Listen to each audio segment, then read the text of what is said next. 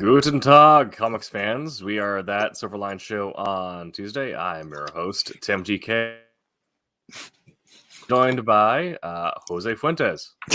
Hello. Quentin could not join us this week as he is dealing with some family health things, so we wish him the best, and hopefully he'll be here next week.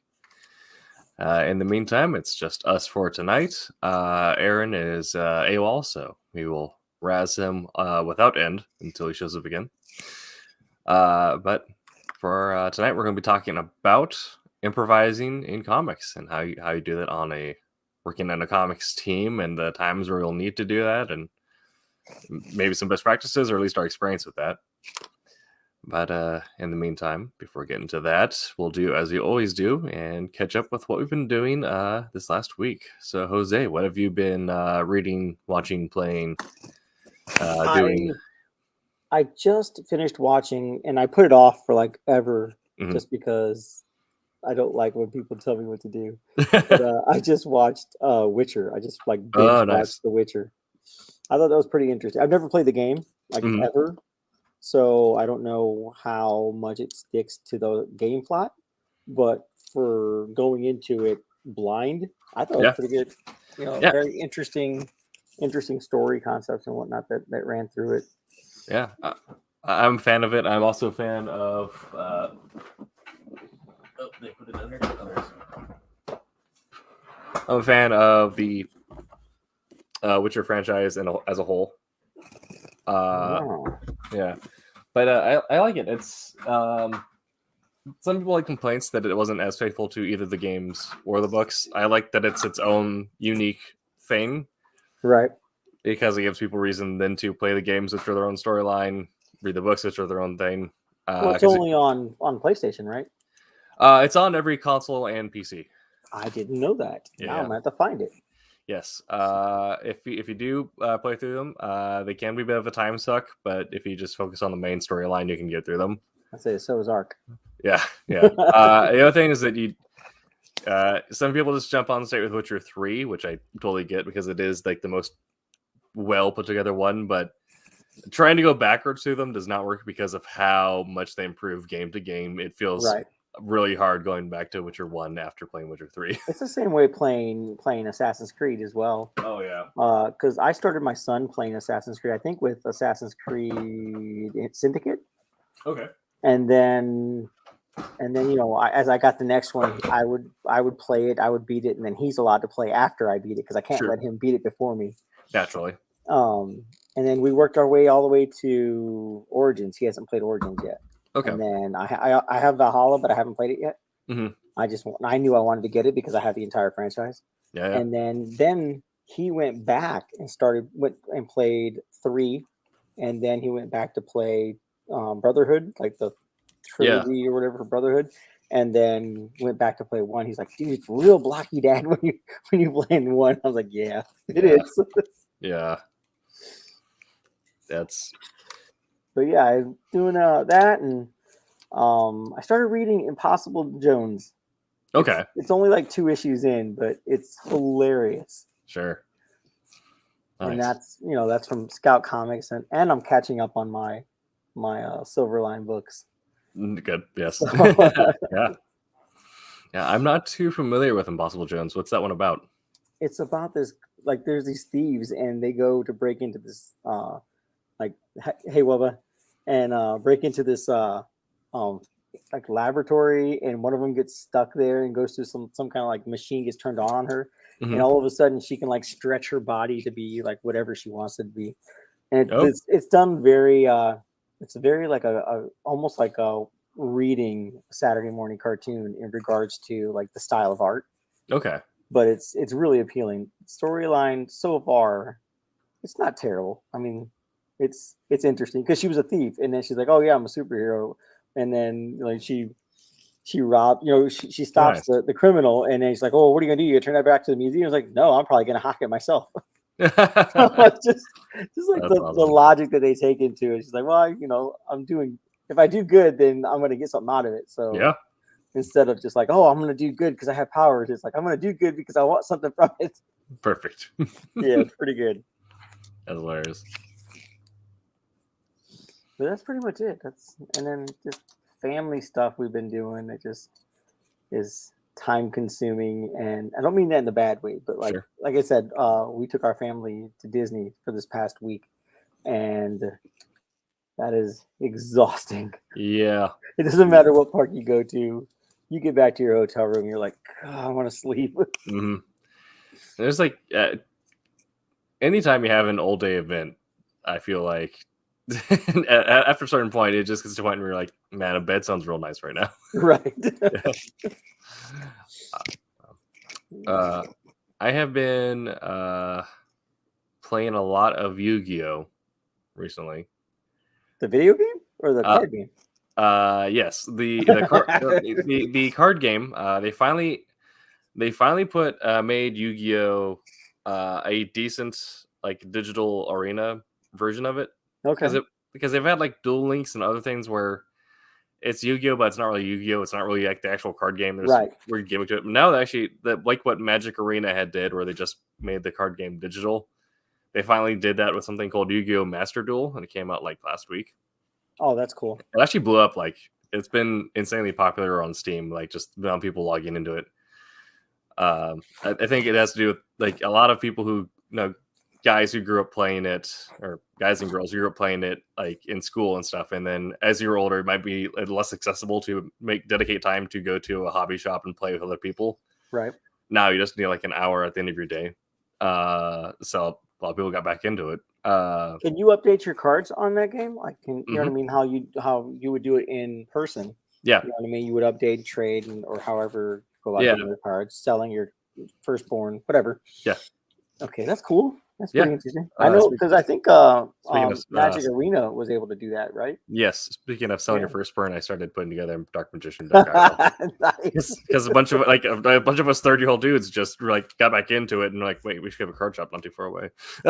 Yeah, I didn't play it, but I watched the cartoon when it first came out. Oh yeah, and I was actually pretty interested because the whole Yu-Gi-Oh like thing, and like whoever his alter persona was, it followed like Egyptian stuff, and I thought that was pretty cool. Yes, yeah. The lore behind it is really weird, but I like it. But it works like Magic Arena, where you will unlock in-game currency just by playing, which you can use to buy packs. Yeah. And then when you actually have cards, you can do the equivalent of trading, where you can break down so many cards that you're not using to get a resource, which you can then use to build cards you do need. That's cool. Yeah. So me and some friends on there, some of my friends have been stuck in Magic for so long they forgot how Yu-Gi-Oh plays. So I had like a little clinic yesterday where I was teaching people how to build decks. Nice refresher decks. yeah, that was good. But that's been a ton of fun. The other thing I've been playing a bit of is Hearts of Iron 4. Hearts of Iron. I don't know what that is. It's a World War II grand strategy game. So you're playing like not just as like, an army and a base on the field, but as the full government of whatever country. So you're going through policies and that's interesting. Yeah, restructuring government while also trying to command and manage your front lines. I started a game as nationalist China and managed to stall the Japanese invasion to the point where I counterattacked before the Allies got involved in the war. So by the time the U.S. joined, I'm pretty much poised to actually counter invade Japan. Interesting. Yeah, so it'll be funny. It's just fun playing with doing the alternate history that forms from playing that game, or doing multiplayer. Also is a lot of fun with that because you end up getting some really weird stories. That's cool. Yeah. Reading wise, I just read Magneto Testament, which is a really good book. I think it was an 8, but it's an origin story for Magneto, which done in a way where we don't see mutant powers at any point in the story. It's just his experience during the Holocaust, essentially. Gotcha. So it's him and his family fleeing Germany, living in Poland for a little bit, and then how he survived Auschwitz and then eventually escaped before he developed his mutant powers. So right. That's cool. It's very good. It's very well done. It's a pretty powerful book, actually. I definitely recommend it to anyone who's interested in So I need to find that book. My wife will definitely read it. Yeah. She read Mouse. Yeah. And loved it like Yeah. several years ago. I mean, minus the whole whatever that school is that Yeah. removed it from their Yeah. library and whatnot. But my wife was heated when I read her the article about it, and she's just like that's crap. I read that book, and that book was fantastic and amazing. And I'm like, it was. I didn't read it until she gave it to me. So Yeah. it's so well done. Like yeah, it's actually my copy is upstairs, but actually my copy of Mouse is signed by Art Spiegelman. That's awesome. Yeah.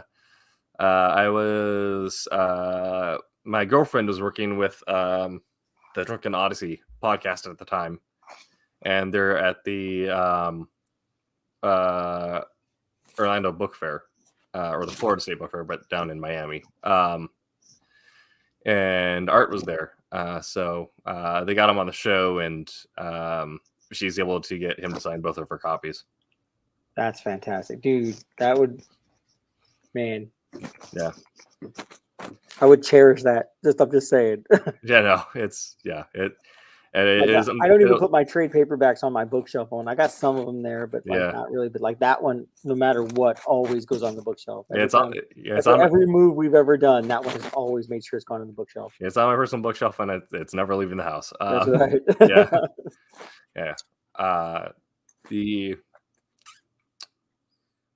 other reading horizon that just started dabbling on The Bronze Lie, which is a history book debunking some of the myths we got around sort of ancient warrior cultures, like Sparta, Athens, and some of Rome, just kind of going through like really kind of looking at what was actually propaganda at the time that got brought to books and what was actually like the military record. Interesting. Yeah, so it's very interesting seeing the delineation there.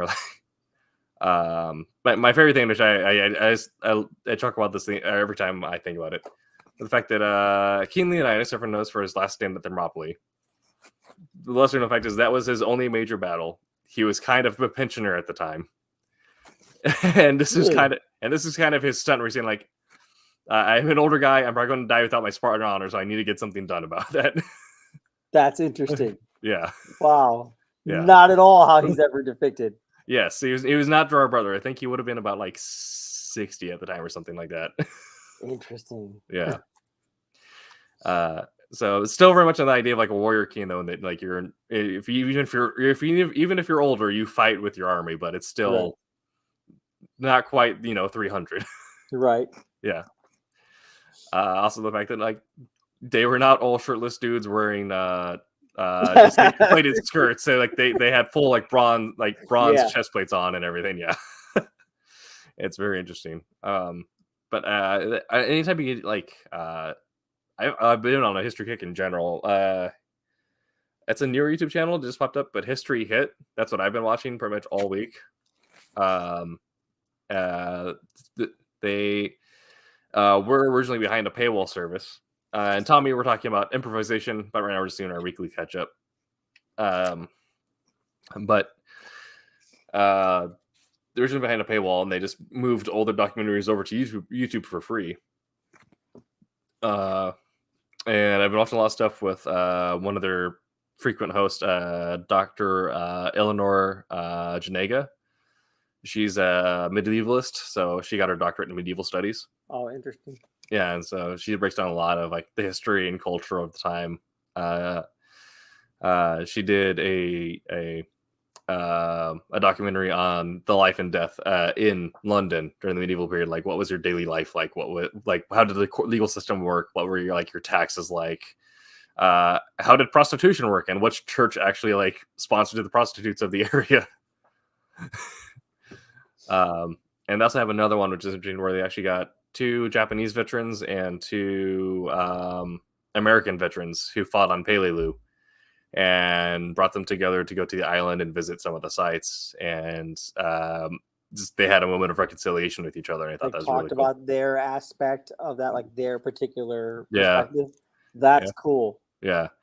And just seeing them actually saying like, it's like what happened there like shouldn't have happened, and like we should have been friends. And the Right. scene that the camaraderie that formed between that group, I thought was really cool. That's neat. Yeah. That's pretty cool. Yeah. So it's a very cool channel that I've been digging. Just what was the channel called again? History Hit. History Hit. Yeah. I'm gonna check it out. Yeah, I've been digging it. But that's what I've had this week. To I think first though, we did have a Kickstarter run for a little bit. We have finished its run, I believe. So we can pull up and see where we were on that one. The Sniper and Rook and Rejects, yes. right? Yeah. There you go. Let's save. I'm under a different account. That's why. Okay.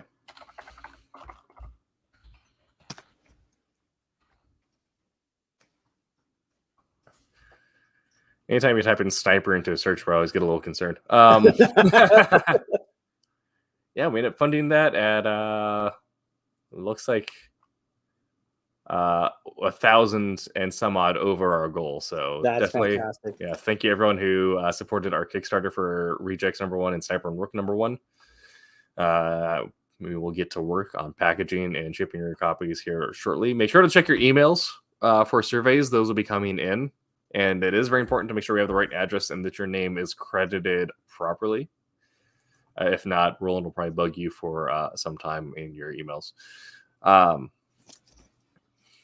And I think that's all of our housekeeping at the moment. We don't have any Kickstarters for a little bit, but there will be probably some very vague World War II related tweets from me leading to the month of March for reasons that will become clear as we get closer. And now we will get into our subject material of the night, and that is improvising.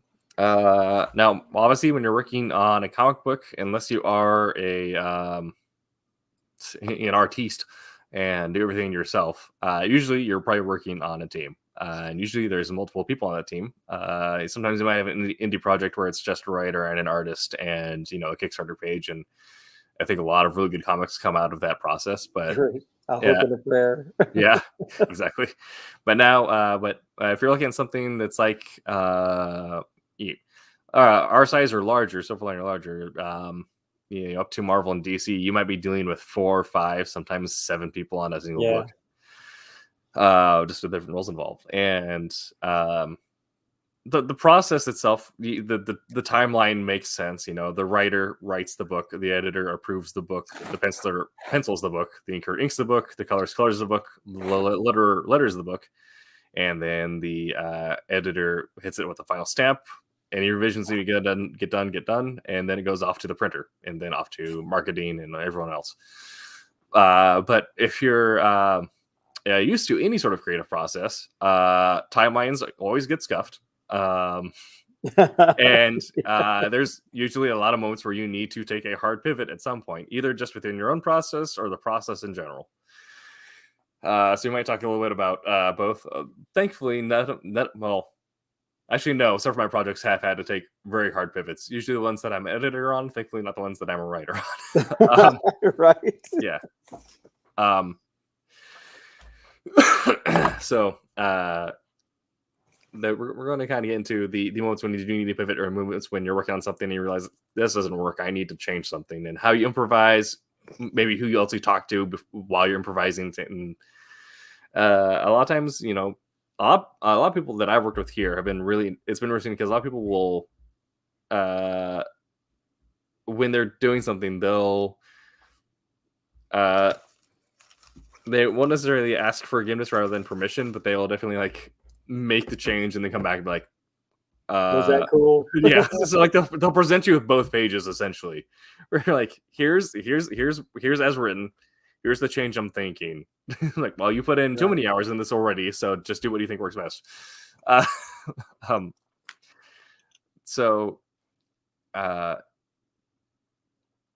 Usually the improvisation happens after the writing stage. I might talk about, as a writer, when you're different drafting, when you decide actually this thing I beat out is not actually a good beat, or there's no way I can write this into a panel. But I'll start with you as a so either in your own process, just when you're inking a page and then you realize like, wait, I need to change something, or you just do like a small edit, or if something comes like you have to make like an egregious edit and like, okay, we need to pivot everything. What's kind of been your experience with improvising and maybe not going according to plan when you're working on a book? I haven't had to do any like real major changes. I know that there are times in regards to inking, there's one time for a fact that I had to redo a panel, right? And it wasn't even my choice to redo the panel. The penciler was like, oh, hey, here's all the panel and whatnot. Here's the page, start inking on it. And then as I'm inking it, and I'm already down to the last panel was like, it was the full width of the page. And it was just like an up close of a face. You know what I mean? He's like, oh, by the way, I changed that last panel. I got to send you the change of the last panel. I'm like, what do you mean? How bad did you change it? And he just brought it closer. He wanted more emphasis on the eyes, the emotion that the eyes were, or, what the eyes were emoting. And so it wasn't terrible, but like I've had a piece for Silverline that I did that I had a penciler. I sent him the inks. And he was like, oh, hey, I'm going to change this a little bit because I don't like the way that looks and whatnot. I'm like, I've already inked it. He's like, yeah, but how quickly would it be for you to change it? I mean, I guess not that hard. I could change it, but depending on how far you're doing it, made a couple little tweaks here and there. So it wasn't terrible. All I had to do was like, for the most part, I had to just shift things around a little bit, shift my inks around digitally. And it worked out pretty good. But I've been the guy that like when someone's like, oh, hey, we need a inker to jump in quickly and ink this in, like how fast can you do it? And I'm like, when do you need it? He's like, we need it, and we need it traditionally. I'm like, oh, it's gonna take me a little bit longer, but I mean I can get it done. But like I've had that for a friend of mine from Indiana that I had to help him out with. Okay. And I've watched as a friend of mine kind of ghost penciled for another penciler as he was trying to work on his book. It was just like he had to do other stuff. Like he was trying to do as much of it as he could by himself, and he was just falling behind his own personal deadline. So he asked him to step in, which was really neat to watch somebody else do that. Yeah. But like as for like major stuff, I haven't had to like cut a panel off yet. Okay, but it sounds like more so you've been the guy that they go to when they make the pivot, not the person that gets pivoted on. Yeah, not that I'm fantastic, but like I'm pretty pliable. You know what I mean? Like, I can swerve. Looks like digitally, it's easier to do it. Yeah. Kind of lost a little bit of a connection there. I'm not sure if it's you or if it's me, but you're kind of freezing up there. I don't know. Okay. Well, you're back, so I think we're good to go. So okay. Yeah, I'll run from here. But yeah, like I said, digitally it makes it. I mean, if I have to like throw out a panel and get sent another panel, it's a lot easier to do it digitally because then you just lasso the whole thing, get rid of it, and add the new one in real quick. Sure. So I mean, it works out a lot easier. Not quite so easy to do traditionally. Perfect. But like, thankfully, the artist sent me the panel, and I was able to ink it separately, and then I just scanned them both in and pieced them together. Okay. So like, thank you, computers. So in your own personal process, it may be a little different, than maybe a penciler, because when a penciler has to improvise, they might just straight to the editor, like go back to the writer or the editor, say like, yeah, this thing you wrote physically does not work in space.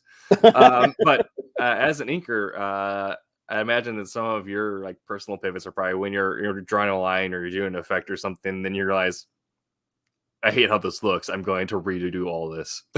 I have done that. Okay.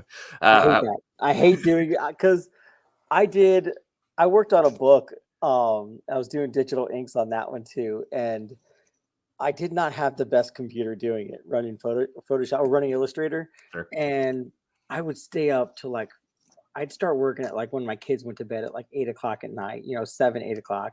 And I'd go until like 4 o'clock in the morning and I'd be so tired. And I know the rule is always safe, but when you're in a role, you really don't think about it. And I'm sitting there working, I'm like, I got this whole page done. I got like nice details and all like just it looks really nice. I'm so happy with it. And all of a sudden, crash. My computer goes blue screen. I'm like, no. I literally had to redo a page 5 times. Like the same page 5 times because evidently I can't learn after the last one. But like then I had to like improvise like because I needed to get it done. Like by that time I was like, okay, I really got to like speed through it now. Like I didn't take my time on it. Like I was like, my lines were clean, my lines were good and steady, and I didn't have any tangents. But by that point, I'm just like, I just want to get it done. It's like I had to rush through it. But I feel you can't tell. Perfect.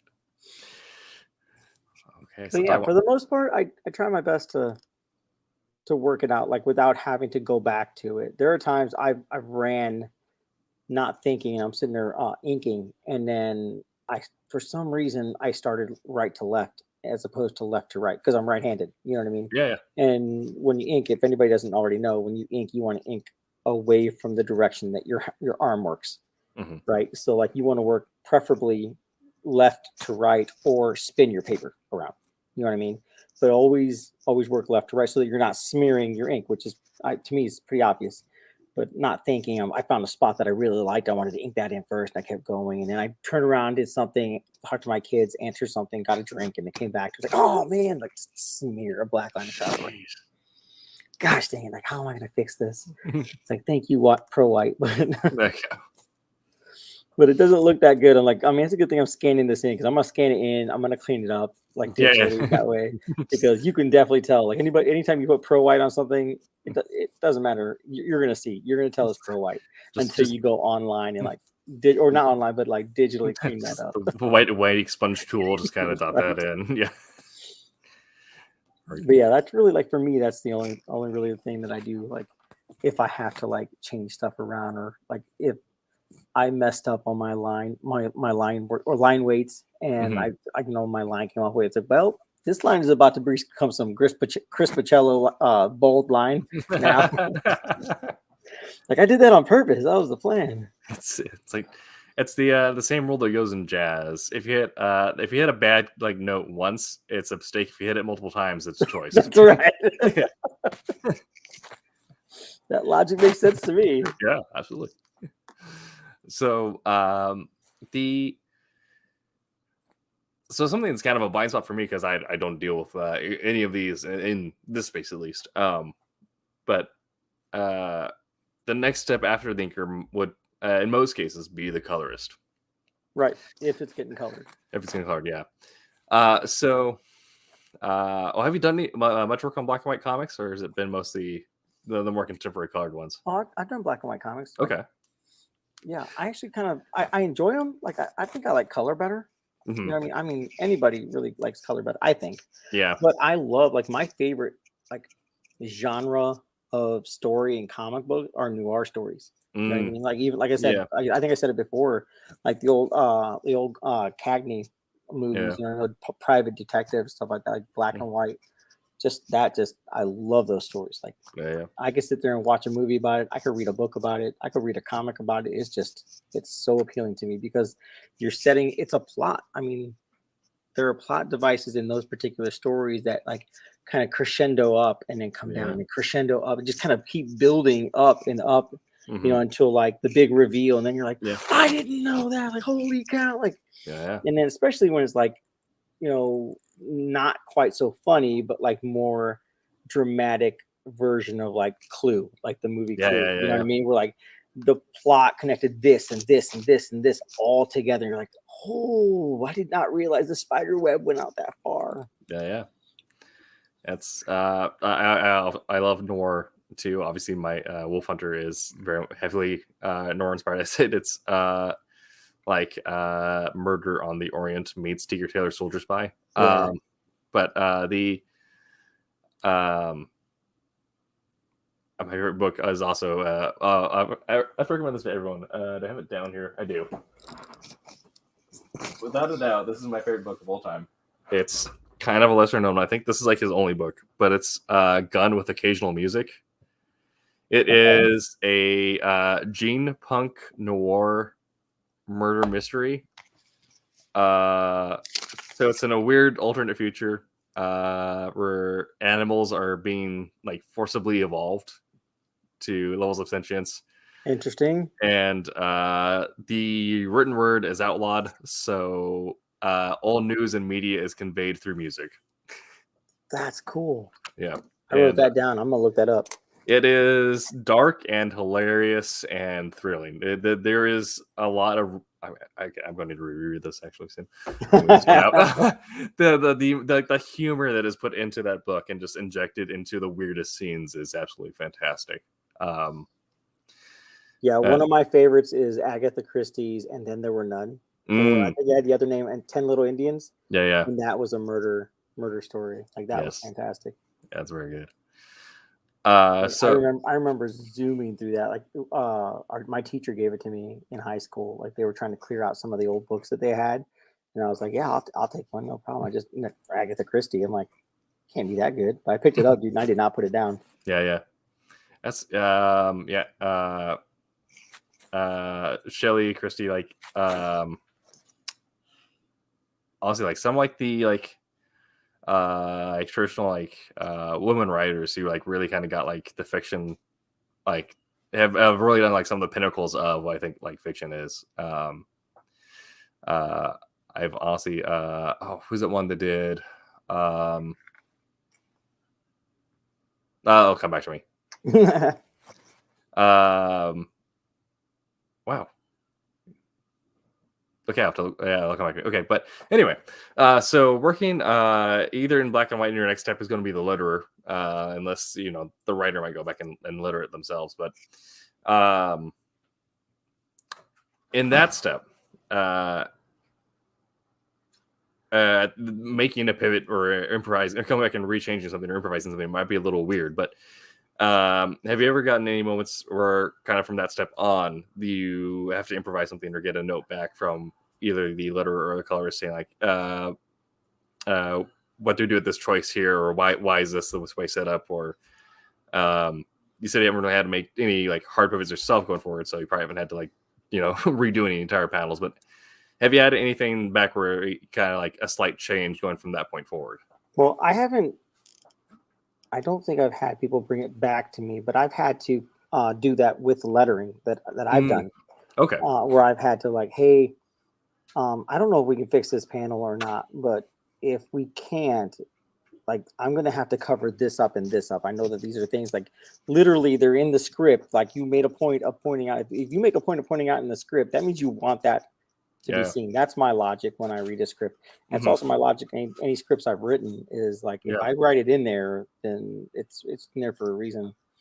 And so like sometimes you're like, hey, if I don't do this, I'm going to cover up the head. I was like, so I did lettering for a story for an anthology, and it was like Grant Morrison, or sorry, not Grant Morrison, but Neil Gaiman dialogue.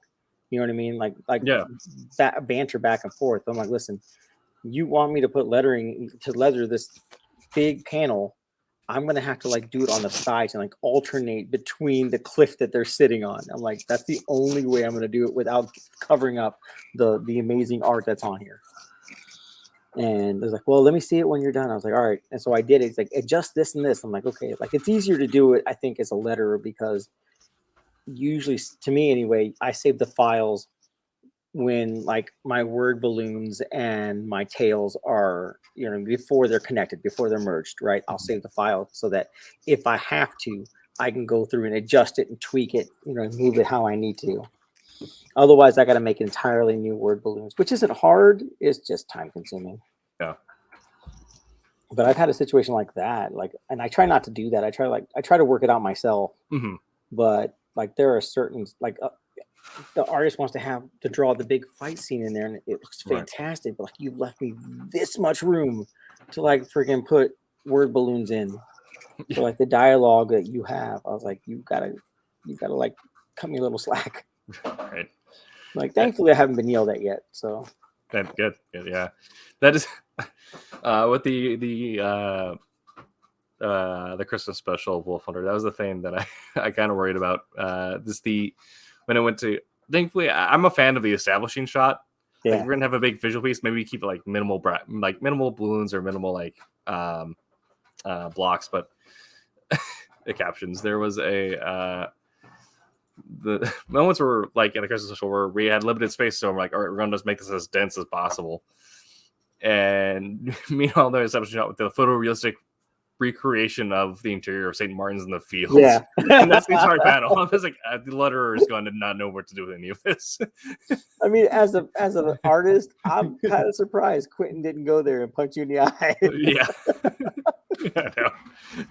I was just expecting, like maybe we'll like vague out the lines, like, it was like something like just get the major details, like there's a pontiff, there's a chandelier, maybe a little bit of something in stained glass, and just like, block out like there's these black rows of people in the pews, and Quinn's like, no, I'm just gonna do this entire thing.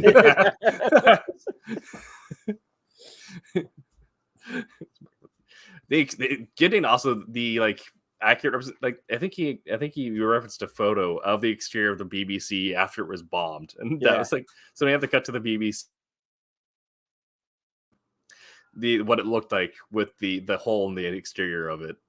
I thought that was wild. That was cool. I've seen. I mean, obviously I have the book, but I saw the pages to those before they were finished, and just I can't even tell you how I don't want to say amazed because Quentin's an amazing artist, but like I was just looking, I was just like, whoa, you know what I mean? Yeah, that was the man. That was the thing where, like, as a writer, I needed to pivot and like redo my captions on my dialogue to match that quality. I'm like, okay, I'm just going to read a lot of Neil Gaiman. There's a lot of like Poirot books, and just like trying to like get as much of that vibe going right now.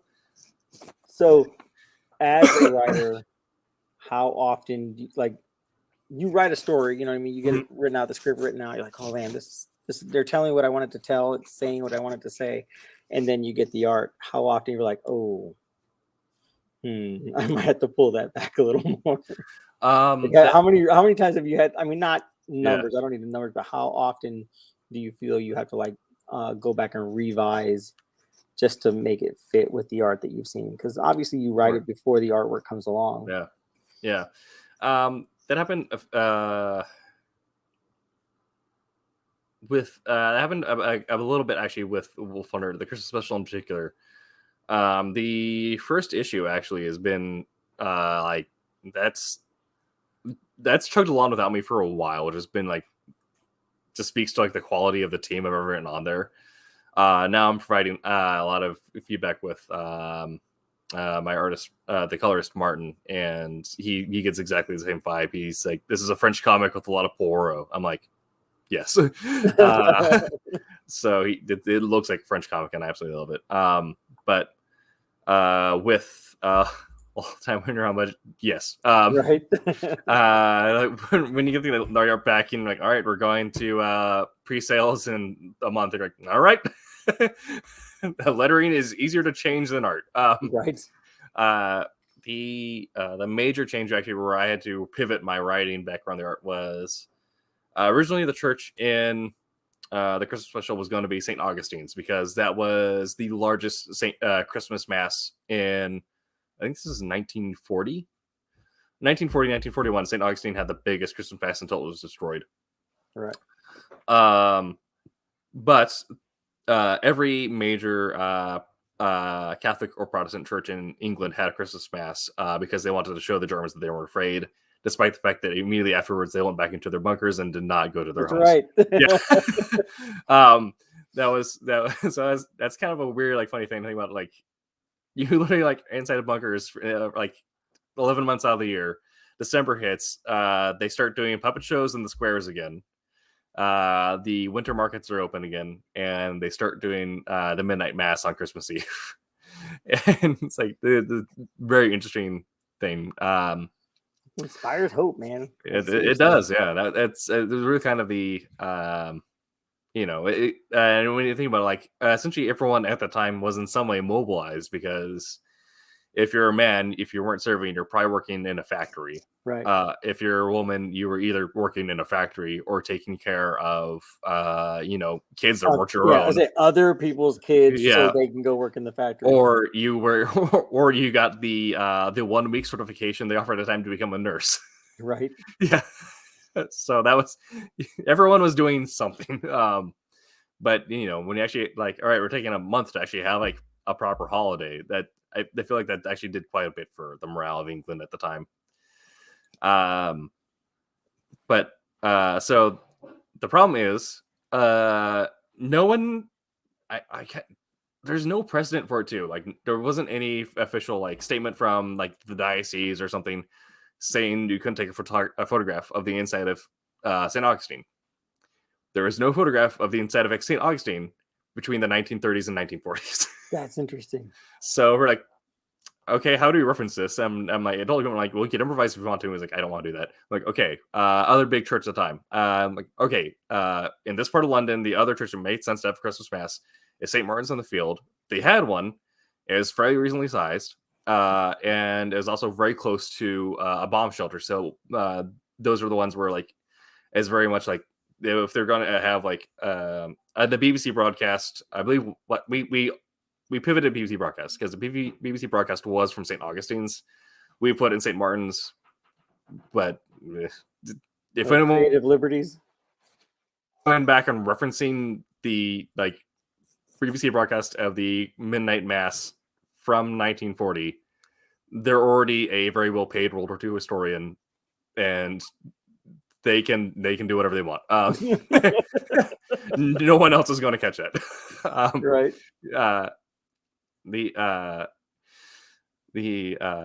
So we changed. That was like a major change. Like, we're just going to change the entire location. Everything else is going to stay the same, but we're just changing the location.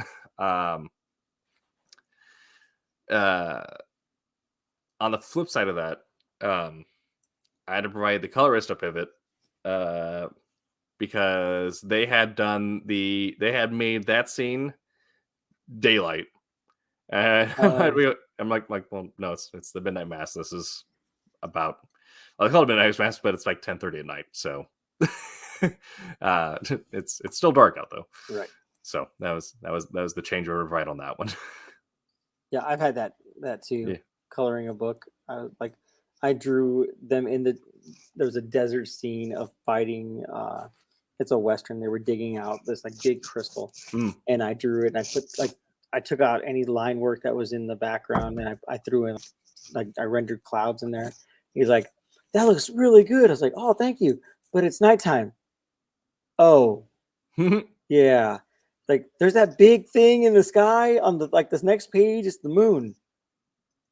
I did not get that for some reason. Like I looked at the pages. I always look through the pages first. It did not click that was the moon for some reason. So I'm sitting there coloring it in. I'm like, oh, okay. Well, I mean, I could go in there, like change the saturation or whatever. Like I still had clouds and stuff like that, but I definitely changed it and flipped it to make it look like nighttime. I was like, ooh. Hue shift blue. You're right. Pretty much. Clean up the clouds a little bit and it was good to go. Yeah.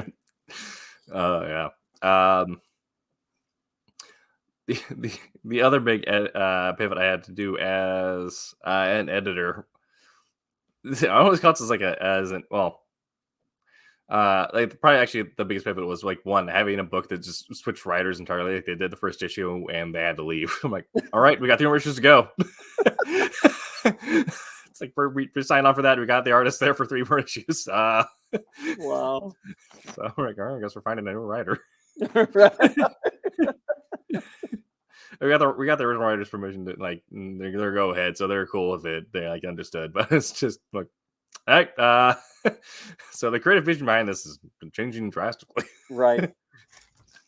So and sometimes you can see that in a book. You know what I mean? Like it may still have the same artist, but like you can.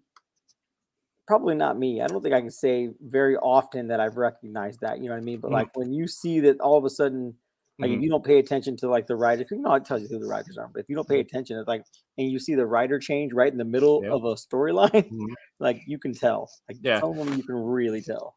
That's a thing too. Like with, and I think it also in the comics it does come across more clearly than it would like in a in the TV show. Changing writers is actually pretty common from season to season. Right.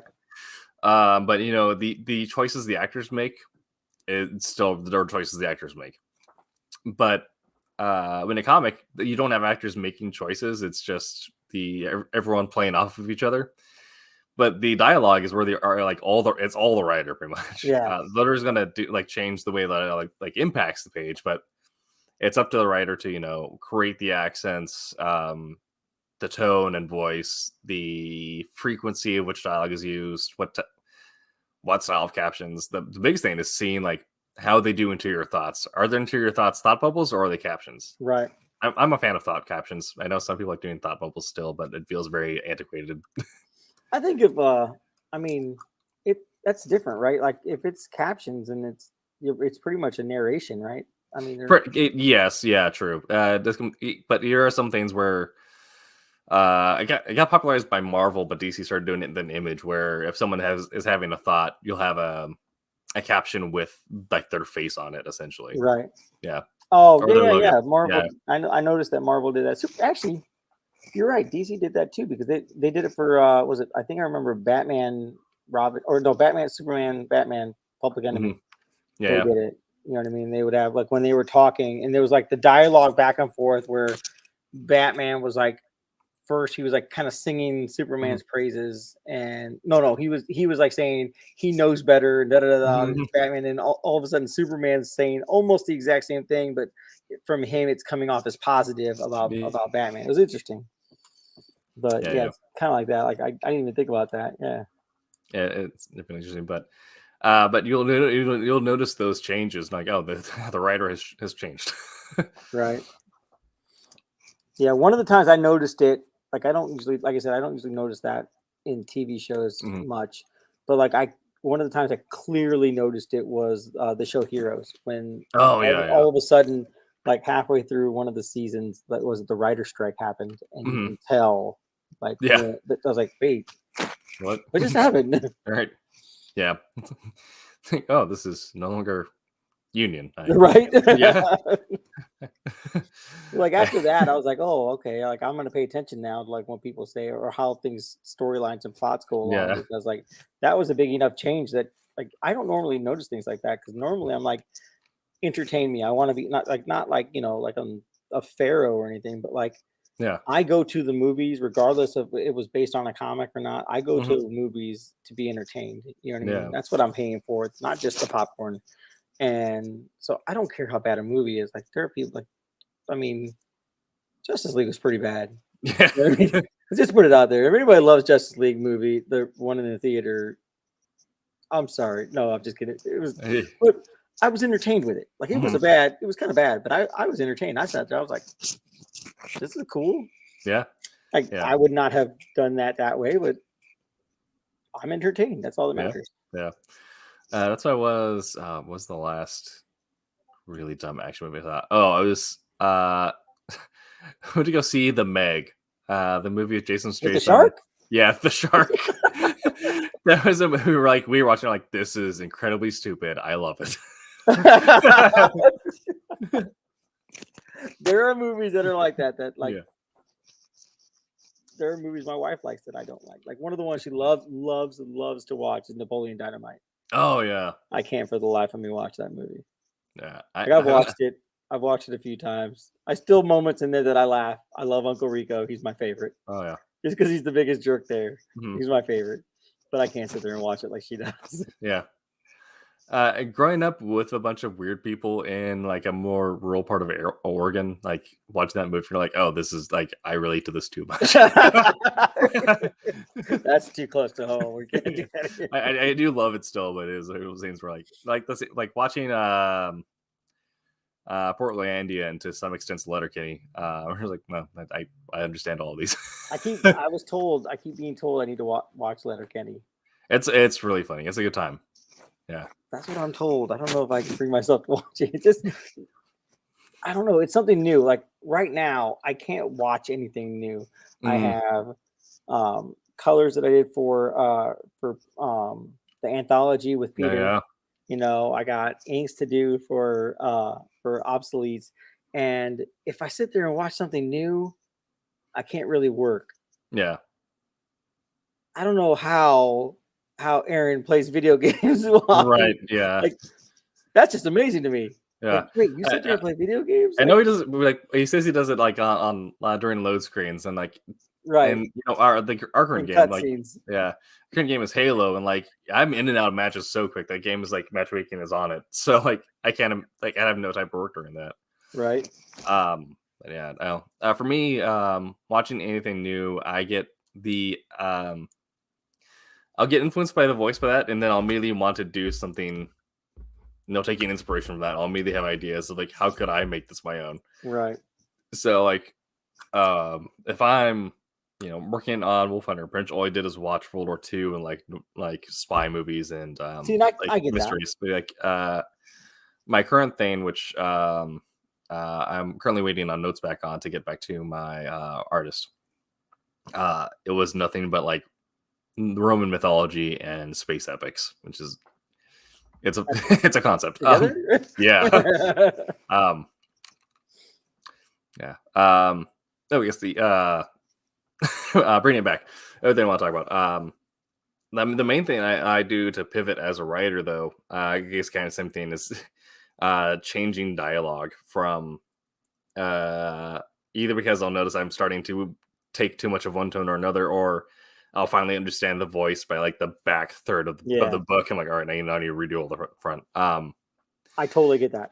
Yeah. Really. But the biggest pivot is always going to be from. I always do. I'm a big pre-writer because I understand like that's just the way. I like having the roadmap. I know that I'm going to change it, but at least I have something there, so I can just, if I'm having like a weird day where like I can't really like, if I'm not writing well, the words aren't wording correctly. I can just kind of regurgitate things I've read in the dictionary until I get to the next point and call it.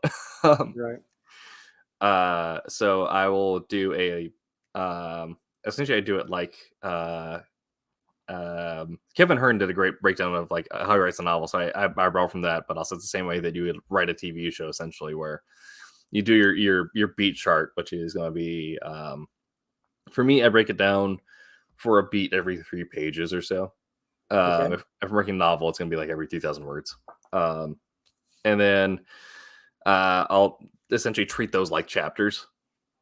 And then I'll do a next stage, which is okay, breaking those down further into page by page. What do those look like?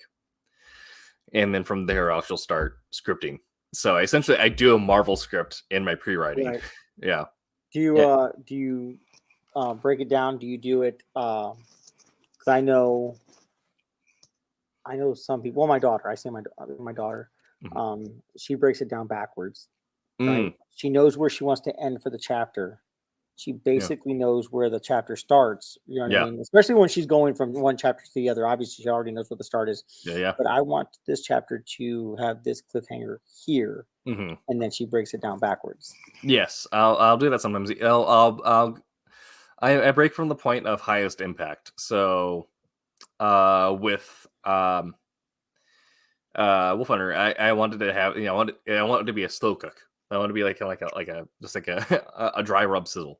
Right. So the high impact is actually going to be at the very end, at the very beginning. The middle is going to kind of. So there's also why a lot of people don't like it more, but I love it because I want to have this saying like that the slow violin playing in the background. So I knew like, okay, it's going to start with a bang here. So from there, and then I know I'm going to kind of, how does that bang eke out and affect other things around it going forward? It's the Godfather build up. Yeah. Or if I know, okay, this person's going to do there, and we're going to think that they're the killer, or we're going to have an attack here. How do we throw shade on them, or how do we throw shade somewhere else, and just kind of trickle that backwards, putting that throughout that point. So issue 2, I essentially wrote almost all backwards because I knew how that was going to end essentially before I knew what the middle is. And then issue 2 was also another pivot because we had to redo the entire front third because it didn't have the right bang. And so Roland gave me a note, and we essentially turned it into what I call the Tom Cruise moment, which Dean Zachary did. It's already kind of been spoiled a little bit because Dean Zachary did the alternate cover that will be available through the Kickstarter when issue 2 launches. Which we might be launching issue 1 soon here, where it turns into a fight scene on top of a train, nice, with using prop weapons, and so that was that thing I wrote. Like that scene is the one I wrote like a day before I turned it in and started working on issue 3. It was like nice. the first. That's like the start was the last thing that got touched on issue 2. But issue 1 has a very intense bang. I think we actually have some sample pages for that I might be able to show at the end of the show. And so from issue 1 I wrote forward, issue 2 I wrote backwards, and then issue 3, the bang is actually in the middle. So that one I kind of did a little bit of both. Okay. Yeah.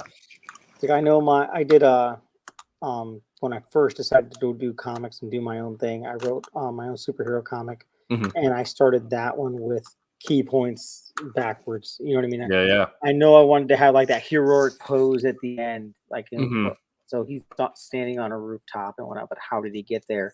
And I went back to like, I went back to like telling his origin real quick, like just a real quick snippet of his origin, and then back to the beginning. How did he have to explain his origin? He was explaining it to a therapist, you know, while he's stuck. He basically got Baker acted.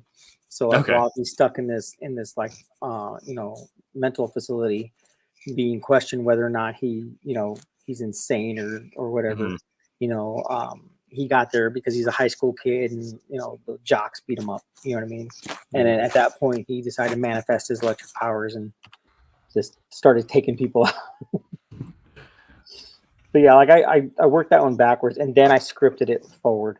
You know what I mean? After I knew the key points that I wanted and how I led back to it. But like even that, like I had to improvise stuff for that one too, because when I wrote it out, I wrote it like after I went back and like laid everything out, I scripted it, and then after I scripted it, I paneled it like on the side of the paper. You know what I mean? Like how did I want this panel to look, and then I was like, okay, that's not right. That doesn't look right. That doesn't flow into like the next page the way it should. It's kind of like a leap. So I had to like change the script to be able to fit a better panel layout. You know what I mean? In regards to like between pages.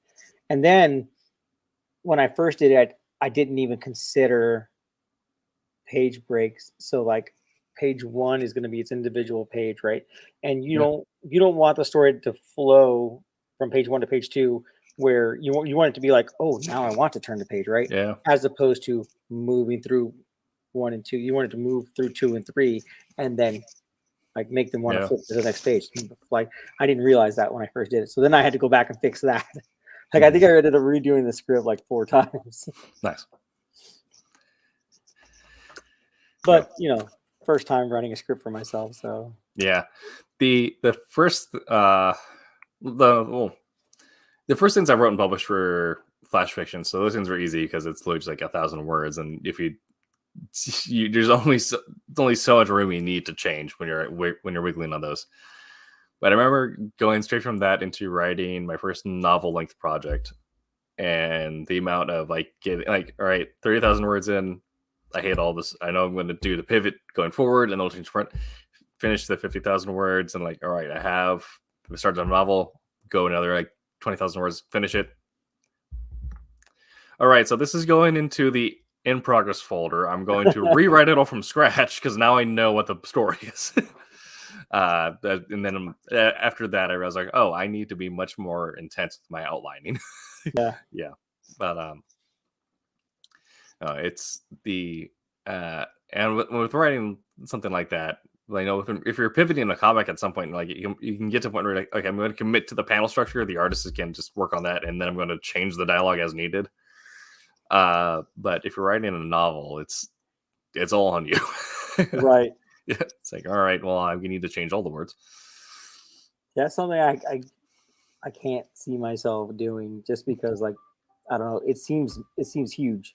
Like, seems Yeah. so much bigger than I am to like write a novel. But my daughter sat there, like, she was writing short stories like in junior high. Nice. You know what I mean? And she Yeah, loves it, and that's what she does. She's like, "Oh, Dad, I wrote these many words." I'm like, I don't know what that means. Like, what are you telling me? It's like, Mhm.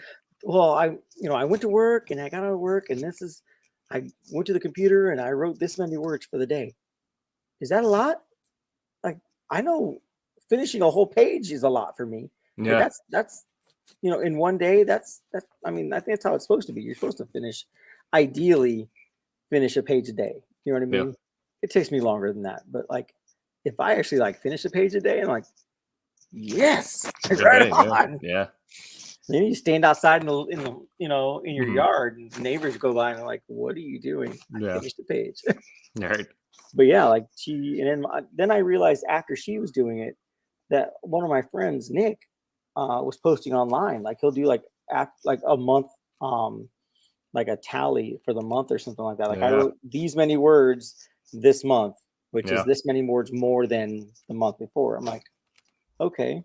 Yeah. Yeah. So, like, I didn't know that was a thing. I didn't know that, like, you keep tally of the words that you count. Like, then you were mentioning it earlier, and I was like, Yeah. oh, that's not just my weird friends. That's everybody. Yeah. That's it's some people are motivated by our hard word count, like a metric. I'm hit or miss on it. I use it more so to gauge the structure of the story. Okay, But that makes sense. with noveling, it's they did the breakdown, because with comics, you have it's like newsprint 22 pages. This is your metric. Right. When then the amount of panels can get like wishy-washy in there depending on what you're doing. If you're doing uh something a bit more artsy or a bit more like different, you might do like a page, or if you're doing like a hero comic, you're looking more 3 to 5. Right. But with, when you're writing like just prose, it's pretty much all word count. So your word count is going to be because you can get printed in so many different formats. So if you're like a like double bound hardback, you're going to have a lot more words on a page than if you're a like pocket size mass paperback. So the best metric to keep track of it is just word count, and on average, 50,000 words is the typical novel length. Okay, like the complete full novel. Yeah. So some places, some go over that. You end up seeing now like a lot of like mainstay novels are about 100,000 words, which is double length. But for the most part, a lot of things fall between 50,000 and 100,000 words. How many words are in Dune? Oh god, that's a big book. That's a big book. Let's see. And also publishers do track them. So for a lot of cases, you can't actually get the word count from the publisher. Dune's word count is 181,493. Holy cow! So it's like quadruple or triple to quadruple. Yeah. Holy cow! But on the other word, I think I can't believe I read that. Yeah, no. Dune Messiah word count. Dune Messiah 72,449. Yeah, so because the rest of the Dune series is much shorter. I was gonna say, isn't that smaller? Yeah, a smaller book. Yeah, a lot of like the rest of the Dune series is much more in that typical like size, but Dune is Dune's also a weird case because Dune, speaking of pivots, was originally written for a periodical. No one wanted to publish the book when he was pitching it, but some science fiction magazine said they wanted to buy it as a periodical. Interesting. So he wrote chapter as like the monthly issue of Dune. Yeah. And so for a while, he was just trying to keep his contract going. And then by the time they essentially said like, okay, we've got a publisher lined up that's going to do it the rest of this as a published novel. He's like, all right, I'll start working on the rest of the novel now. Right. So he ended up probably spending the same time like doing 100,000 words after that as the actual novel, and just threw the 80,000 that's already written in the front. I didn't even know that. That's interesting. That's cool. Like, I remember reading periodicals. Yeah. Oddly enough, I think the first periodicals I read were I was bored at my aunt's house and I was reading Reader's Digest. Yeah, and that had some interesting stories. Mostly, like I feel that mostly they were aimed towards like women, but yeah, and you got the occasional ones that are women's size. Like, I mean, one of the best selling periodicals is actually in the comics industry with Heavy Metal. Yeah, and I think a lot of I don't know how common this is, but for me, like the like my first introduction to the comics proper was X-Men and X-Force. My first introduction to comics altogether as a medium was Prince Valiant. Which is, like the comic strip? Yeah. In comic book form or on the comic strip? Like in the comic strip, like the first time just seeing like sequential art. Yeah. I'm like, oh, this is neat. I like this. Right. And so then I've with your like become a 5-year-old with a subscription to the newspaper because I wanted to read my comics. Right. Yeah. Oh yeah, I love the newspaper comics. Those are fantastic. They had Alley-Oop. Wasn't my first comic I ever like read. My first comic was Conan. Like the old magazine format Marvel Conans. My dad had them. He had like a stack of them like hiding under his bed. And I don't even know what brought me in there, but like I went in there to go grab something. I was like, what is that? And I don't even know. A few hours later, my dad comes looking for me and I'm in his bedroom reading on the floor, laying down on the floor with a pillow reading. I couldn't even really read much of it, you know what I mean? Because a lot of it didn't make sense to me. But the artwork, I remember the artwork. I think the dude that did the artwork, I think his name was like Rudy something. I can't remember what his name was. I met him. I met him at PitCon one year. And he was super cool. That's awesome. Speaking of names, I do remember the speaking of the women writers earlier. Like one of the biggest influences on like some of my like dialogue choices is actually Jane Austen. Like, I'm a huge Jane Austen. Yeah. It's always like kind of a weird thing to think about, like just the weirdest influences. I think that like I never actually read a Jane Austen, but my wife loves any movie that had to do with Jane Austen stuff. You know what I mean? Yeah. So like all the Pride and Prejudice and stuff like, you know what I mean? Yeah. That's the only one I can think on top of my head. There's a couple of them, Pride and Prejudice, and dang it, now I'm gonna forget. But like there were several of them, and we would watch them. Like we watched together, and I was like, I don't understand this, and she's like, this is pretty much how it's written in the book. I'm like, there's a book? Yeah. What the heck? Who is this person? And Jane Austen is such also interesting character. Just I mean, like being a social critique of England in the 1700s, but then also like a lot of her motivation was just sheer spite, where like everyone's like, you need to get married. It's like, well, men are dumb, so I'm going to write better than any of them can speak or read. Right. It's very wordy. Yeah. Like straight up, very, very wordy. Yeah. And that takes some getting used to. Because I'm like, wait a minute, you just said the same thing like 3 times. I don't understand that. Yes. But like, I mean, I don't know about the period, but like the idea, if you go by Jane Austen's writings, the idea that everyone was so eloquent in the way they talked, what happened? Yeah. I mean, don't get me wrong, I'm not very eloquent at all, but like, man, we were awesome. Yeah. Well, first we guillotined the nobility because we realized that they were taxing us a lot more than they really needed to, and then everyone else died in World War I. That's fair.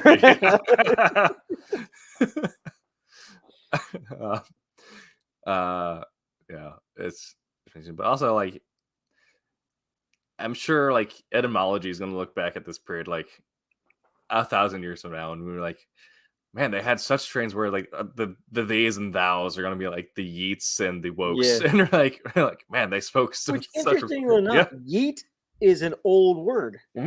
Like, I can't even be mad at that one. Like, people were like, oh, blah, blah, blah, yeet. And I was like, okay, that is the dumbest thing you ever said. And then I looked it up. I'm like, crap.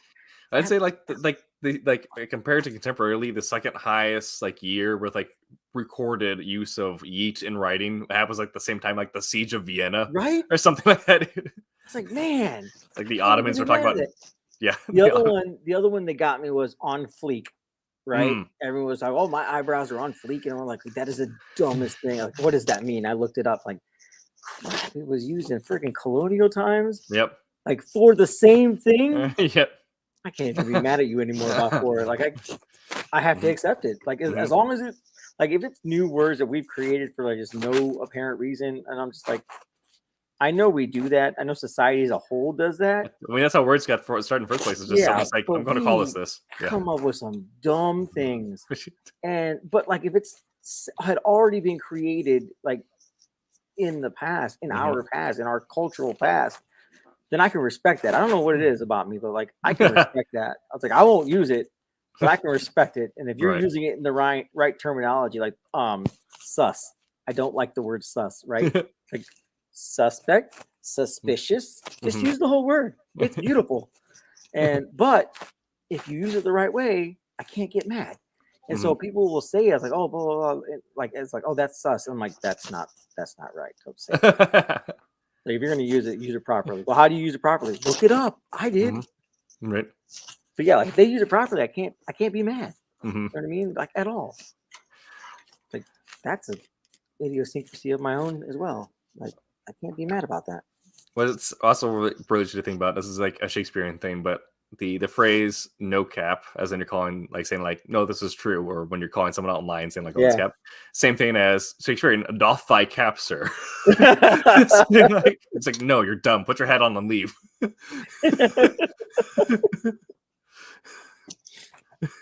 Yeah, like there's some good ones. It's just I wish people knew why they said it. You know what I mean? Why like use it? Oh, they heard somebody famous use it, so now they want to say it. Like figure it out yourself. Do the research. I think that boils down to everything. even like, you know, not to bring it back, or actually to bring it back around, you know, when you're doing, you know what I mean? I don't think that you can improvise something if you haven't done your research on the thing that you're improvising. You know what I mean? Yeah. Like you can easily say, oh, I'm going to change this. But if you've not researched the dialogue or, you know, even your format, your layout when it comes to writing and art, to know how to do it properly. Yeah. Like you should not do that. Yeah. Like from a writing perspective also, to know which church to pivot to. Right. It's research on like, okay, which Protestant church had a midnight mass in London in 1940. The amount of like weird that. But what resulted in me getting a really weird Google history. So we talked about this on Wednesday Wham a while ago, but in writing you have the concept of the buy-in, where if you can do a throwaway line to explain why something has to be the way that it is, and if you use it sparingly, then the audience will usually buy into your premise. Right. So Wolf Hunter, it's set in one train during wartime, looking for some stolen goods. Why didn't they just forcibly search all of the carriage?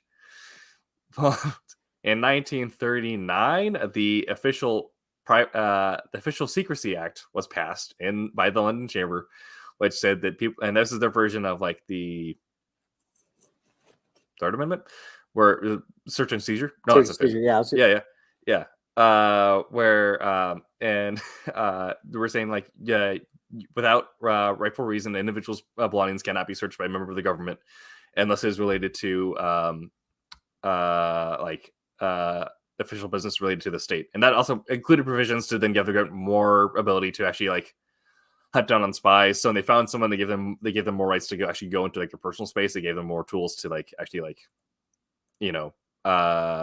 research an individual if they suspected them of being a spy. But for the average person, it gave them protections because you knew that just going between London and Liverpool, your stuff wasn't going to get searched. Right. And so like, well, they can't do that because they're going to be breaking the Official Secrecy Act, which is a very, very new law. So for having someone who has been in the laboratory the entire time to not know about it, makes sense that then someone who works in logistics would need to explain that law to them. Right. So I'm like, oh, this is perfect because it explains why they can't do this thing. It's new, so I have reason to put it in. But the amount of research to figure out how to put this one line in there that I realized needed to happen. As I'm sitting there in the the official British government's like public records search going back on laws from the 1930s. Jeez. Like no normal person is going to like see this document ever, and I'm but you'll get that. You'll be that person. He's that one person. Yeah. Like, oh, you know what? That wouldn't have happened because of blah blah blah blah blah. Yeah. Like, Exactly. hey, you're right. Like, no prize award goes to you. Good job. But yeah, like, I get that. Like, I've had people like for my superhero book that I did. They like, well, that's not how you called him friction, but that's not friction. That's like channeling electricity. I was like, I know it's I know that. Yeah. When you cause friction and whatnot, you know what I mean? Yeah. It has no electricity, really no electricity like properties whatsoever. But I like the name. Like, I don't need to explain it. I like the name. So. Yes. Yeah. Exactly. Like, maybe the name of the book isn't because of the powers he has. How do you know it's not the things that are trying to stop him from reaching his goal? What? Right. There you go. Man. Perfect. Like, was that it? No, that wasn't it at all. Don't know. Perfect. All right. So this is so we're about closing in on the end of the show. So I did have some ideas to work on the theme of improvisation. And for those of you familiar with my background, know that I have a history in community theater, both as an actor and as a writer. And I have worked in improv as well. So I have a bunch of weird resources, speaking of weird research, saved up on improv games. That is weird. Yeah.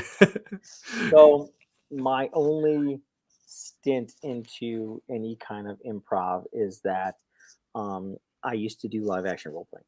Yes. Right. Perfect. I did vampires. So like you had to improvise your character and your own personal dialogues and stuff. Yep. So yeah. And you know, it's role playing of any kind, I feel like is a great way of getting into storytelling in general, because it's especially when you're working something in comics where it is a collaborative field where there's a lot of back and forth. You know, you're already in there, or you're working with your other members of your cohort and your game master, just bouncing hands back and forth. Right.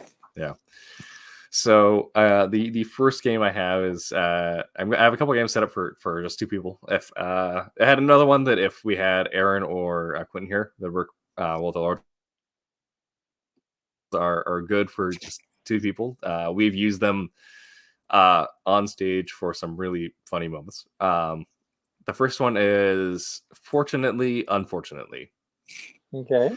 So the way this game works is one of us will present a statement that would lead up to a story.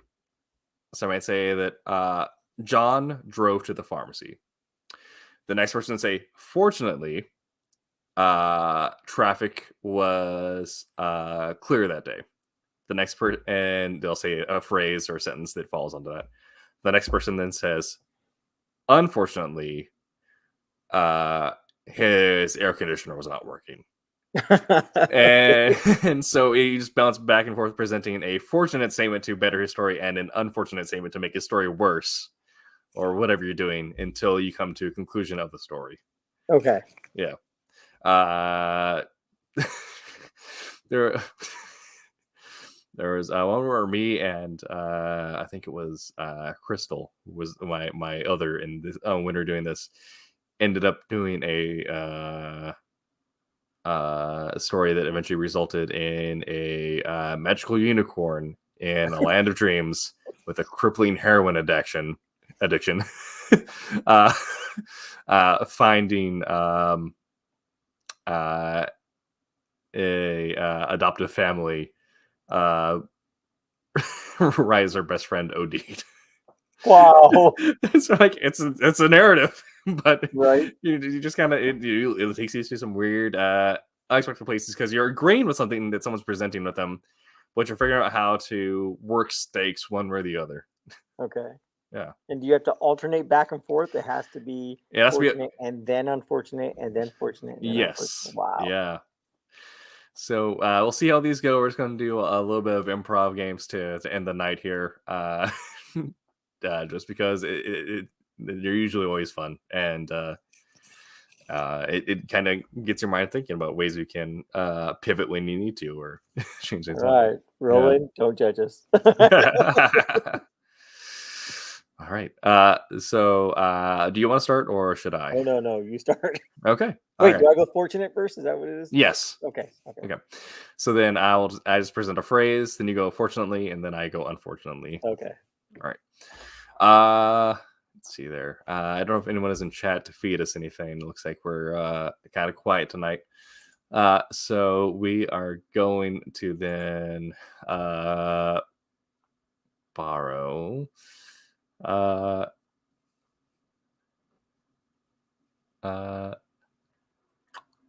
Okay. Let's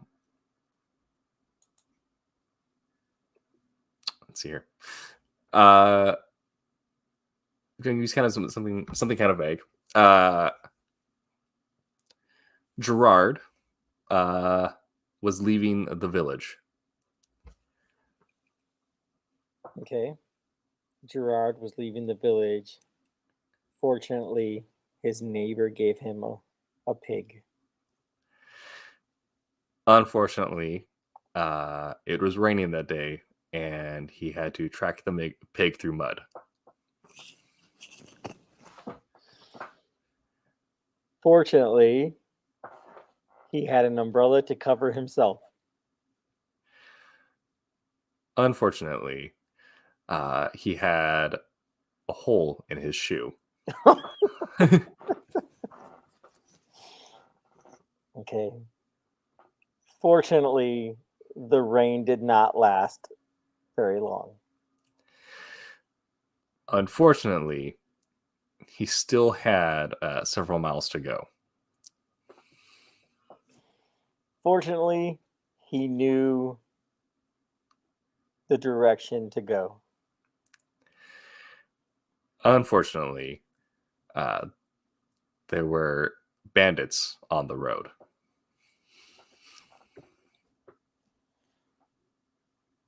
Fortunately, his pig was trained well to attack. Unfortunately, the bandits, and this is kind of where it gets into like the kind of the tricky part, because you don't want to just like with improv, it's always yes and, so you don't want to just like curtail someone's thing. So you try to work. So unfortunately, him and the pig were still outnumbered.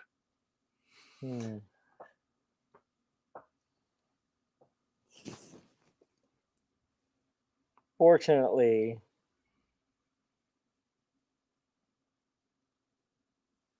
that's a tough one, huh? Okay. Fortunately, someone came to help. Perfect. Yeah. Unfortunately, they tripped as they entered into the fight.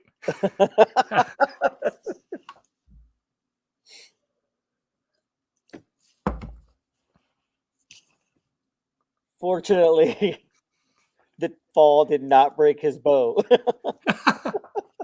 Okay.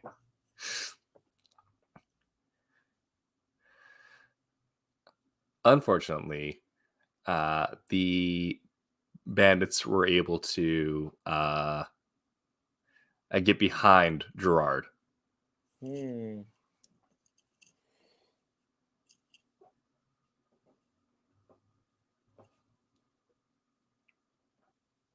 Fortunately, Gerard knew how to ride his pig.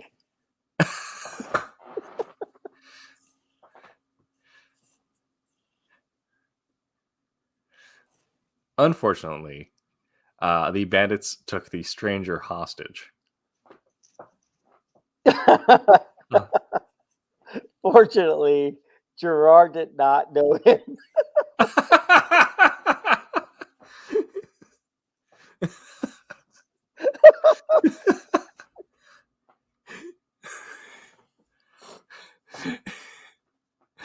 So then at that point, we might just say, because the point is to get to a resolution of the conflict. So I might just say that and Gerard was able to ride his pig down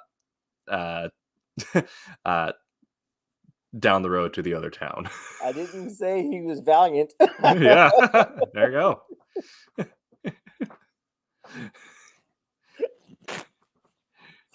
But yeah, that's how that game works. You just go back and forth until eventually the unfortunately person just says, and the story concludes. So yeah, That was funny. It's great story of Gerard, the villager who was gifted a pig, and right, Gerard, his mighty pig. Had one of the worst walks until he eventually abandoned someone and rode his pig off into sunset. He's like, thank you. That needs to be in a story somewhere. Yes. Gerard and his mighty pig. Yeah, I wasn't even sure where to go with that one. Like that, I was like, wait a minute, pigs can get pretty big. Mm-hmm. Like he can ride the pig. Yes, exactly. Like I've seen that happen with kids. No, he also didn't establish how big Gerard is. He might have been a shorter man. That's true. Yeah. And Gerard is like Danzig. I can't even say that. I think Danzig's still like 6 foot or something. But what's the name? There's there's this dude in Harley Quinn where she broke off from, you know what I mean, from Joker and whatnot, was doing her own something. And one of the guys, I think it was like the owner of the building she lived in, the museum she lived in, was this really short person. Oh, yeah. And I apologize if that's not the right term, but he looked like Glenn Danzig. Like his hair, he had long straight hair and whatnot. That's fantastic. So that's what I meant when I was like, oh, it could be Danzig, but like that's what I meant because that dude reminds me of Danzig. That's hilarious. Oh, that.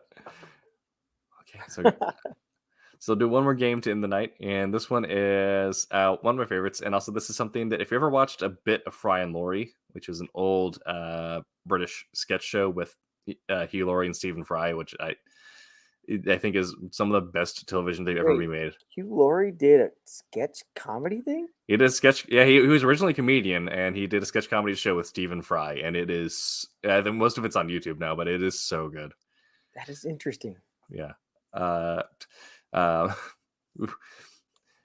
We don't swear on the show too often, but I'm going to have to quote the name of an episode here. But they have a sketch called "Bitch Mother Please," which is about just using this concept a little bit, but it is a barber who speaks far too eloquently, like Jane Austen on steroids. Oh my gosh!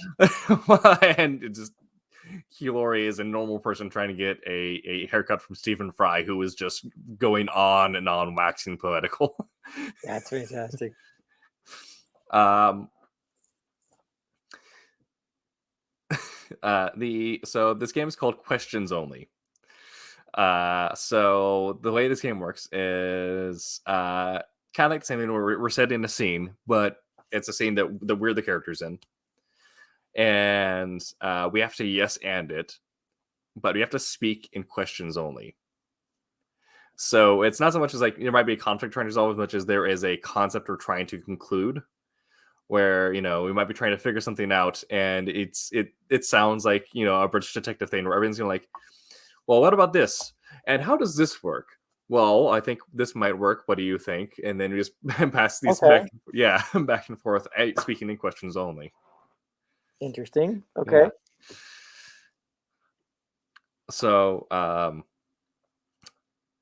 see there. There isn't anything out there, and and then there's the rules if you want to do this with multiple people and kind of do it a bit more like have someone coming from an off. Because I worked in improv theater, there are rules for like if you're doing this as like an improv show, like how you would bring someone onto the stage to play something. Yeah, but just as like the game itself, it's just back and forth until we feel like you run into a dead end or have resolved the concept.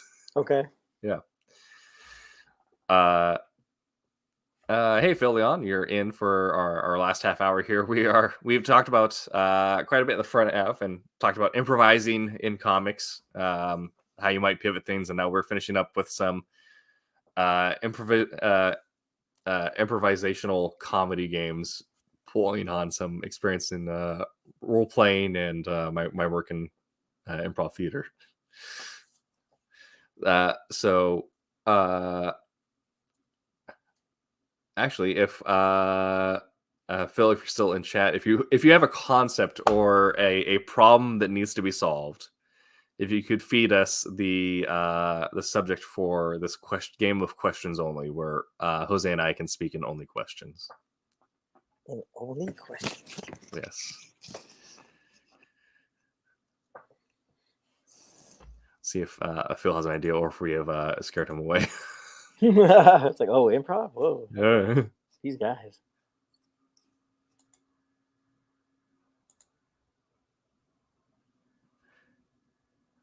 Let's see there.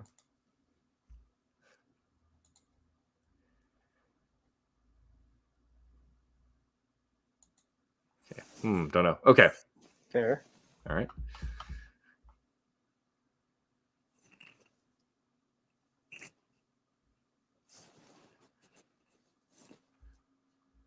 Okay. Let's see what that's an interesting photo.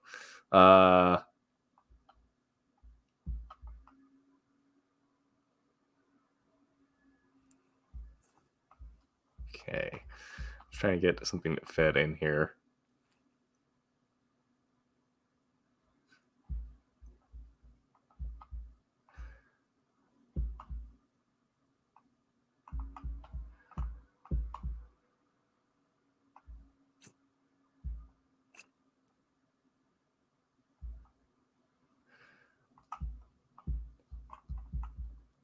Okay, here we go. All right. So we are in a living room together. And as we are going to change the channel, we can't find the remote. Okay. So if you want to, if you want to start with this one, I'll let you, since I started the last one. Okay. Where did you put the remote? Could you explain what you're talking about? You know, that thing that clicks the TV. Where did you put it? Well, I didn't touch it. Where's the last place you saw it? It was on the table, but do you see it there now? Didn't I tell you to move your books off the table a week ago? My books are not the issue. They will remain there as long as they need to be, if that's all right with you. I don't think that was a question. Is that all right with you? There you go. You know what? That's fine. They can sit there for now. But did you check under the couch cushions? Why would they be under the couch cushions? Well, don't you have that thing where if you stand up, sometimes things might fall around or fall off your pocket into the couch? Do you think I have holes in my pocket? Well, I don't know. Do you wear basketball shorts often? They have big pockets. Are you going to get up off your cushion? Well, I suppose I could, but all right, if I might knock one of your books with my knees, I got clicky knees. Well, if you knock it over, you're going to pick it up, right?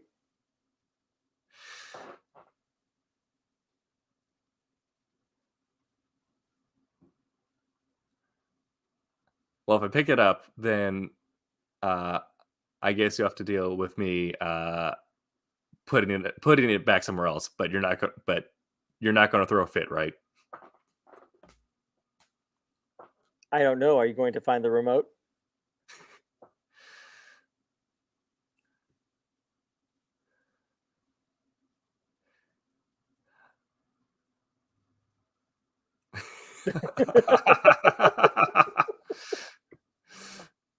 Man, This is like having a conversation with my kids. I know. I haven't done this in a while, so yeah, it is definitely something you're like, man, this is if people actually talk like this, it'd be annoying.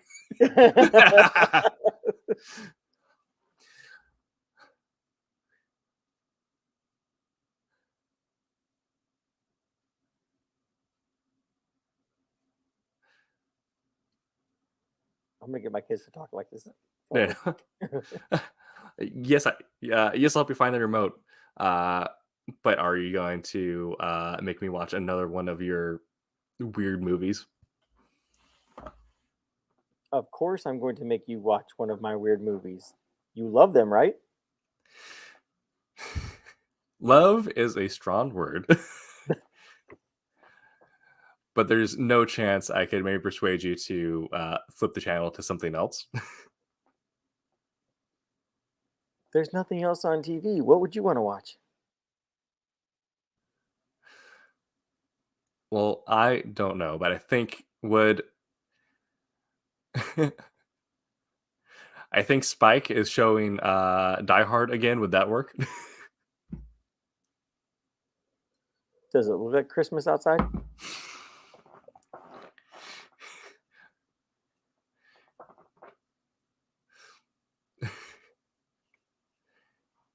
Just because it's a Christmas movie doesn't mean you can only watch it on Christmas.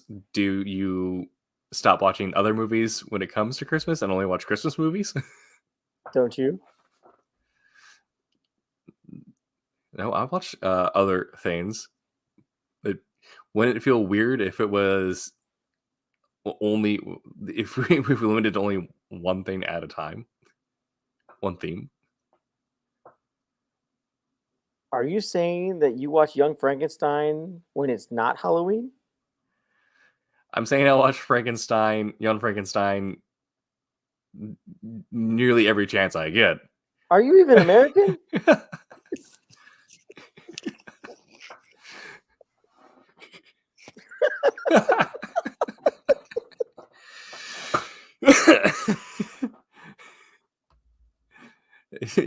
Yes, and that movie's a national treasure. Why would you not watch it?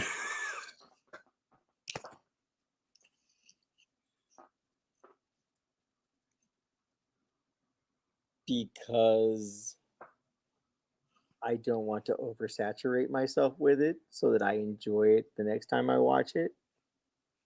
Why would you watch it every day? Wouldn't you get bored?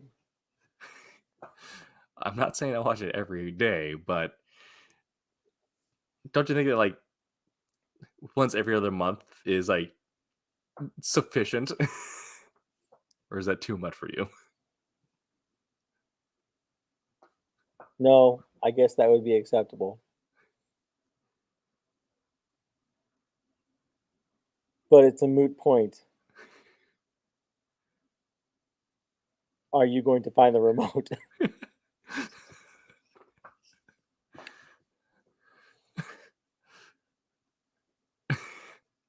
Oh, look, isn't that it over there on the kitchen table?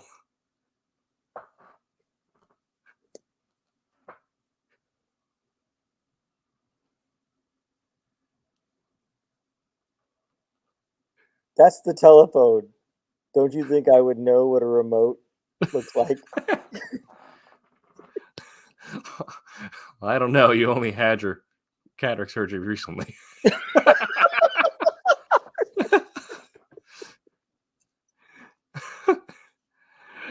I guess you're right. It's under the cushion. Anyway. Nice. I wasn't sure where I was going to go after that. That was good. Nailed the landing. Right. That was Yeah. pretty cool. I like that one. Yeah. Like I said, that was like talking to my kids. Yeah. It's like everything's in a question with them. Yeah. Like, but Dad, didn't you like blah blah blah blah? I was like, yeah, but did you die? Yeah. Yeah, but do you? And yeah, I love improv games. I mean, it is hard to come back to it after you've been out of it for so long, but I think they also make for great like road trip games if you're trying to. Right, I can see that. Yeah. When you were doing it for improv and whatnot, was there a time limit? Like, I know, like, we're kinda, like, laughing and just chilling and whatnot, but, like, how snappy a response did you have to be? Forgot something unusual in the fridge. Okay, we'll get that one. That'll be our last one of the night. Alright. But yeah, it was you had to be snappy. The way it worked typically is your cohort would be 3 to 4 people. If you're in a class, you had like a class of like 20, 30 people, and then you had broken up into cohorts. Or if you're just doing like a show, each cohort would handle a game or a section, and then they'd do another. And you had maybe like 5 to 10 minutes to do something. Okay. And the idea was the things you established beforehand was you'd have one person start it and one person would end it. Usually, if it's you'd have like the opposing people's like how you started it, I'd ended it. Um, and and you do the same thing where you just kind of go back and forth until someone's like until someone who's checking the clock would say, "Oh, and I solved the issue." um, the anticlimax became kind of is kind of a staple of improv. Gotcha.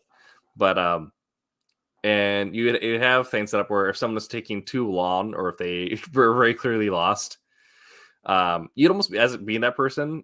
There's kind of the rule was you don't break character, but you the unspoken rules you kind of play into it so you get the audience laughing to know that you're dying at that moment. You're right.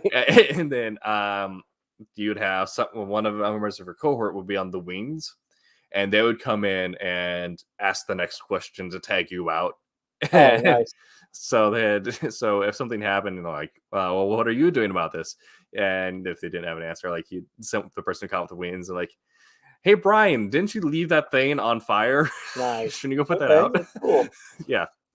And then they'd go back and forth on that, and then you do that until the scene resolved. And so you might have moments where like the original two of the cohort come back on, or if like everyone comes on at the 1 second, so everyone's just messing around doing stuff and just yelling questions at each other across the stage. Yeah, and then there are other ones where we do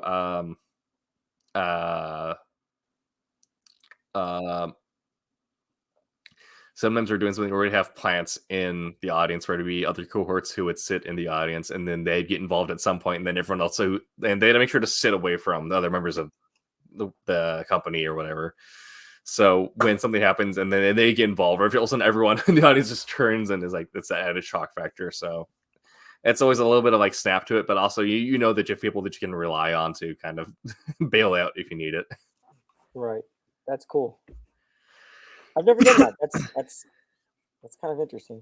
Yeah, Like I've seen like on shows and whatnot where people talk about taking improv stuff, but like I've never actually experienced that. That was neat. Yeah, and most community colleges have theater classes that do improv. They're pretty affordable. Even just like they might even just offer community improv classes, which are like usually very cheap. And there's always if like community theaters will also do generally like classes and stuff too as well that might even just be free sometimes.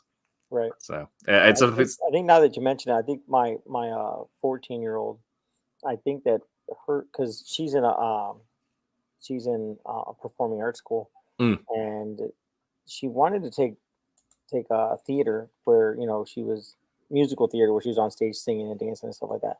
But she ended up taking just theater, which was like going through different dialogues with each other. Yeah. And I believe that she mentioned that she did improv as well. I didn't think it was something like that. That's cool.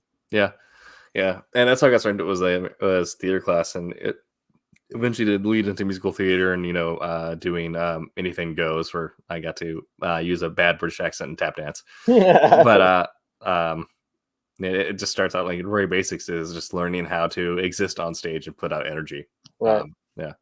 So we'll end the night before we get to ending that proper. We'll hit Phil's suggestion here, trying to figure out something unusual in the fridge. That's interesting. So we'll hit this one. I'll do questions only again. I'll start it off, and then you can end it when you feel as appropriate. and usually they end it is by doing yeah. All right. So we're trying to figure out something unusual in the fridge. Hey, Jose, do you know what this is? What, that thing next to the milk? Yeah, the thing next to the milk. I don't remember picking it up. Did you get this? I didn't get that, but why does it have hair? That's my question. Yeah. So you have no idea how long it's been in there. I have no clue how long that's been. Did it just wink at me? Uh, I, uh, I, I, well, I don't know, but I, th- I don't know. Does it look like it's vibrating? Maybe.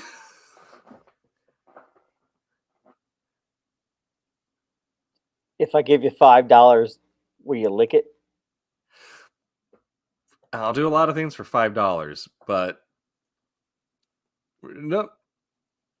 Do you think that will get me like sick? I'm fairly certain that that will put you in the hospital or kill you. But do you have insurance?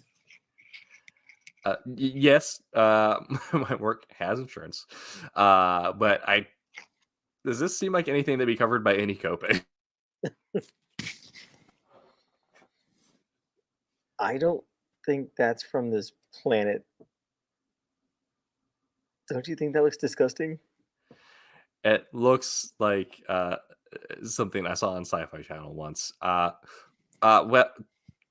do you think we can throw that in the trash, or is that like does it need to go into like biological containment? Um, that should not go into the trash. Something will eat it. Do you have a radiation suit?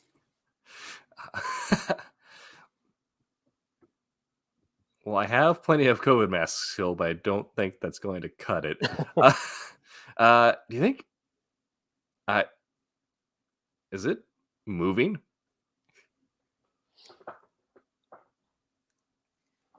That's not right. That's not right at all. I think you should put it back and close the fridge.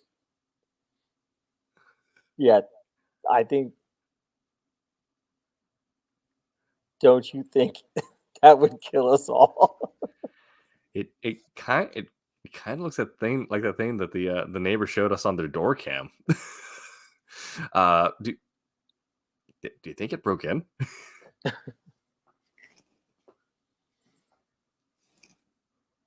I mean, if it did, how did it open the fridge? I, I I mean, well, don't things like raccoons or possums don't they have like working thumbs?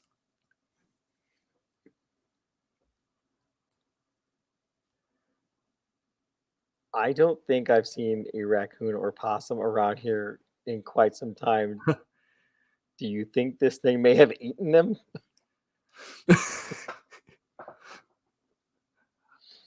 I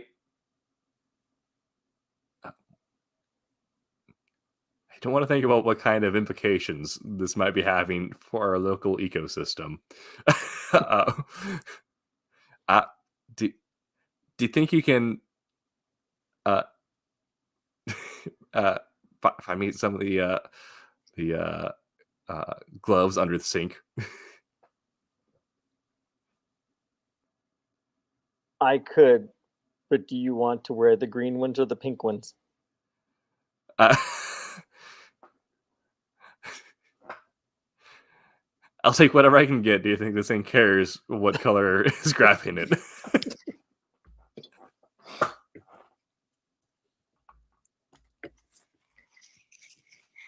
I mean, you would care what your casket looked like, right?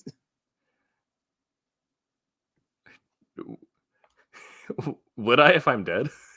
That's a fair point.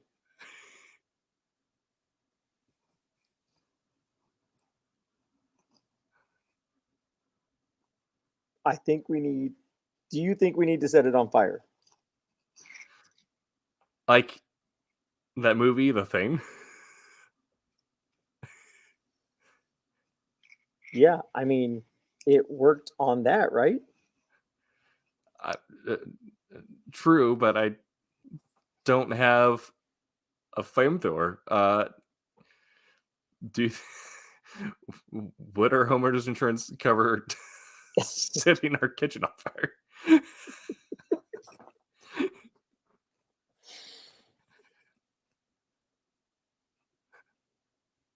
I mean, does that count as act of God?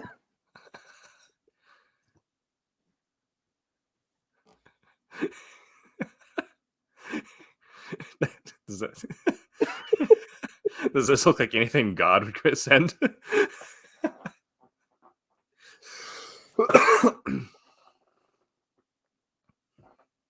Probably not. And how do I end again? You just say and then figure out some way All right. to solve the issue. Okay. And I think the garbage disposal is the best option. That's a good idea.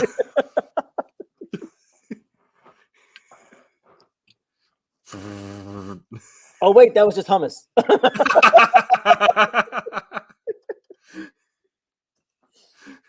Oh. That was a little tricky. We Yeah, kept it within like one little area. That was neat. good. That was good. Thanks, I like Phil. that. Yeah, good suggestion, Phil. Thanks for checking our show. So we have been a Silverline show on Tuesday. We have our banner there. You can follow us on Instagram. I am also on Twitter, where I mostly post Halo and Destiny memes, as well as do some fun comics things to feel the people on there. You can check out our website, silverlinecomics.com, for a recent craft post where I interviewed Jose, actually. And I got some questions and answers about how he inks and his work ethic at the drawing desk. Yeah, that was fun. Yeah, as really good answers. So we will be back next Tuesday at 8 p.m. Pacific. You can check out Wednesday Wham tomorrow at 8 Eastern and Silver Sunday on Sundays 8 Eastern. We will next week. We do actually have a hard subject because we are entering into. I don't know if I shared this with you guys yet, but the podcasts are taking a bit of a change. We are going into a hard scheduling section, so it's less pressure on me because I get these solved like weeks ahead of time. Where were we? Okay. But next Tuesday, we're going to be talking about comics as a hybrid medium. So how do you do exposition in a both visual and written format, as opposed to, just expositing like a movie would all visually, or expositing like a book would all written? So how does it work when you have to do both? So we will be back on Tuesday talking about that. So I hope you guys have a good rest of your week. And until that time, remember to make mine Silverline.